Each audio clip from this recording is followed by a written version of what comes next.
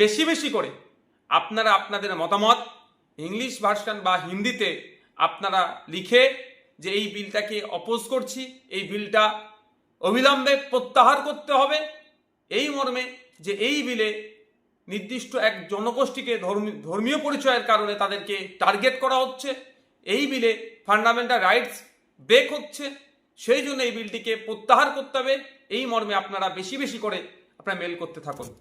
প্রিয় দর্শক, অনেকেই একটা স্ক্যান দেখছেন, যে স্ক্যানটা মূলত মুসলিমদের অকাশ সম্পত্তি নিয়ে যে চলছে, স্ক্যান করতে হবে, অর্থাৎ সেইখানে গিয়ে সে ফর্ম বাতিল হবে কি না তার মতামত জানাতে হবে নিজেদের।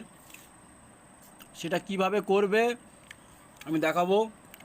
প্রিয় দর্শক দেখো,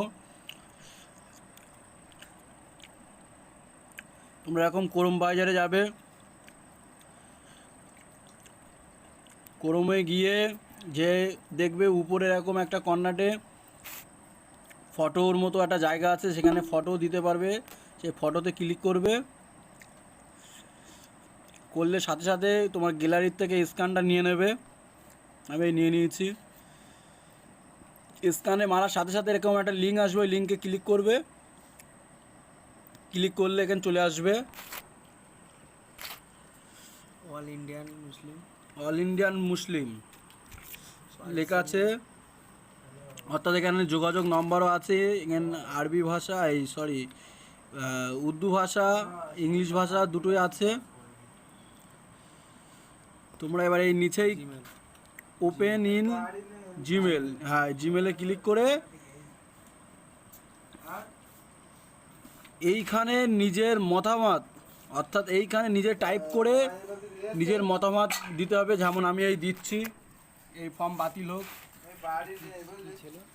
এই ফর্ম বাতিল হোক, বলে না